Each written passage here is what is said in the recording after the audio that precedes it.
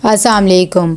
आज हम बात करेंगे दिल ही तो है के 34 एपिसोड के बारे में। तो वीडियो शुरू करने से पहले हमारे चैनल को सब्सक्राइब कर लीजिए अगर अभी तक आपने नहीं किया, ताकि हमारी हर न्यू वीडियो आप तक पहुंच सके। यहाँ पर जैसे ही तैयार हो जाता है हारून ऑफिस के लिए, तो वो अबीरा को उठाता है और कहता है कि मैंने ऑफिस में जाना है, जल्दी से उठ जाओ। लेकिन अबीरा को नींद आई हुई होती है और वो उसे कहती है कि अभी मैंने थोड़ी देर और सोना है, तुमने जाना तो जाओ और दरवाज़ा भी बंद करके चली जाना।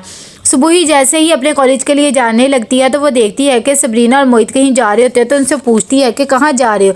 तभी मोहित बताता है कि मैं इसका एडमिशन करवाने जा रहा हूँ, ये बहुत ज़्यादा नालायक हो गई है। सुबह ही कहती है कि ऐसे तो ना को, मेरी बच्ची बहुत ज़्यादा लायक है। मोहित कहता है हाँ जी मुझे पता है। यहाँ पर कॉलेज से फारग होकर सुबह ही जाती है अबीरा से मिलने के लिए। इतनी देर में उनकी मेड बताती है कि घर में शीरी तो नहीं है लेकिन अबीरा है।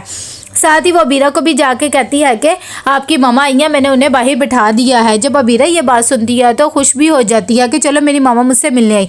वो कहती है कि अच्छा ठीक है, तुम उन्हें बिठाओ, मैं अभी आती हूँ। जैसे ही अबीरा जाती है तो सुबह ही कहती है कि तुमने अपना क्या हाल बना के रखा हुआ है। अबीरा कहती है कि आप ही नहीं मुझसे बोलती है। सुबह ही कहती है कि तुम्हें भी तो ख्याल रखना चाहिए था ना, कैसे तुम बातें करती हो और सबरीना के लिए इतनी नफरत, मुझे ये सब चीज़ें अच्छी नहीं लगती है।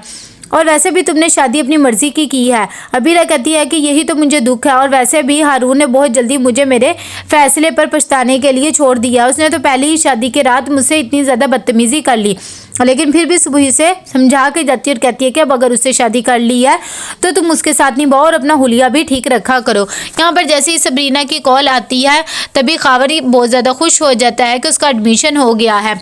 इतनी देर में कुलसूम भी आ जाती है और कहती है कि बेटी से बात हो रही है, ऐसी भी कौन सी उसने न्यूज़ दे दी है कि आप इतने ज़्यादा खुश हो गए हैं, क्या बात है। खावर बताता है कि खुशी की तो बात है, मोहित ने उसका एडमिशन करवा दिया है। और साथ ही कहता है कि वैसे भी सबरीना की बर्थडे आने वाली है और उसकी पहले बर्थडे है, मैं चाहता हूँ कि ये हम अपने घर में सेलिब्रेट करें। कुलसूम मना करती है और कहती है कि बाहर किसी रेस्टोरेंट में कर ले, मैं ये सब कुछ नहीं कर सकती। लेकिन खावर कहता है मैंने यही करना है, मैं खुद अरेंजमेंट कर लूँगा। यहाँ पर अबीरा को अपनी अम्मी की बातें याद आती है कि अगर हारून से शादी कर लिए तो उसके लिए सज सवर के रहा करो। तो अबीरा प्यारी सी तैयार हो जाती है। इतनी देर में हारून आता है तो उसे कहता है कि खैर तो है।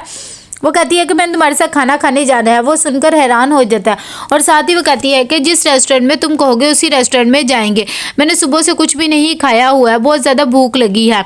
हारून कहता है कि तुम्हें पिछला डिनर तो याद होगा, लेकिन फिर भी उसे ले जाता है। यहाँ पर रात हो जाती है तो मोहित सबरीना को कहता है कि कब तक पढ़ोगी, बस ठीक है बहुत ज़्यादा पढ़ लिया है, अब आराम कर लो थोड़ा सा। सबरीना कहती है कि मेरी असाइनमेंट है और तुम्हें तो पता है ये मजमून मुझे बिल्कुल भी पसंद नहीं है, लेकिन मैं इस दफ़ा बहुत अच्छे मार्क्स लाना चाहती हूँ, इसीलिए मैं थोड़ी सी स्टडी कर रही हूँ। खबर बाहर आता है और आकर सबको बताता है कि मैंने सबरीना के लिए एक बर्थडे सरप्राइज प्लान किया है। साथ ही वो कहता है ये मेरी बेटी की पहली बर्थडे है शादी के बाद और मेरे साथ भी, मैं चाहता हूँ कि बहुत अच्छी सी सेलिब्रेट की जाए। जब ये बात का पता लगता है राजदा को तो वो भी खुश हो जाती है और कहती है कि ठीक है, मैं भी जो कर सकती होंगी कर लूँगी।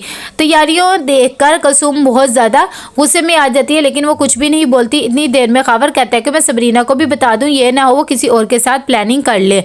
यहाँ पर कुलसूम आकर शानजे को बताती है कि तुम्हारे बाबा सबरीना की बर्थडे कर रहे हैं और इस घर में ही कर रहे हैं। राजदा आप भी बहुत ज़्यादा खुश है।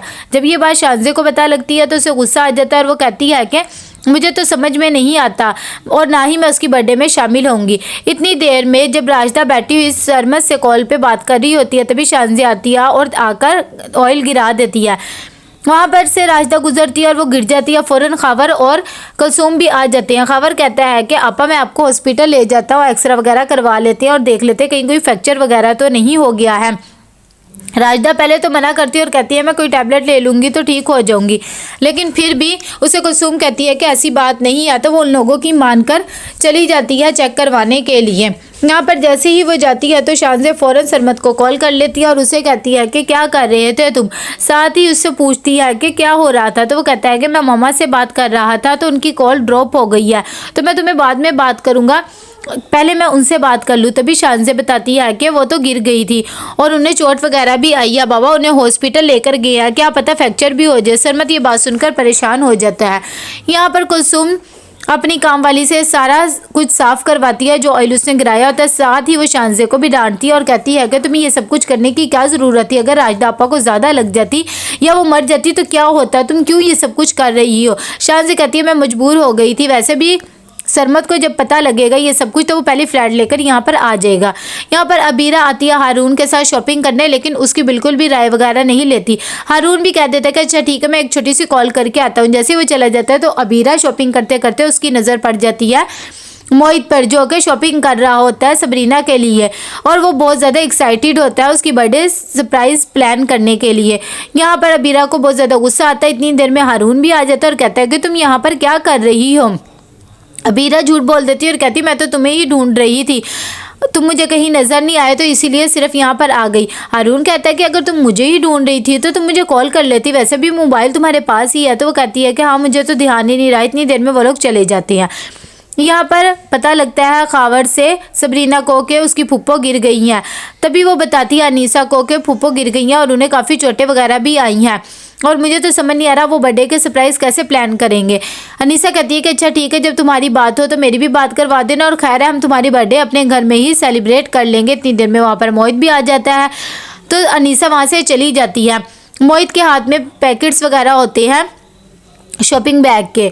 जब सबरीना ये चीज़ देखती है तो कहती है कि मुझे पता ही आप मेरे लिए नहीं लेके आए, मैं रख देती हूँ। लेकिन मोहित कहता है कि नहीं मैं खुद ही रख दूंगा और मैं अपना काम खुद कर सकता हूँ।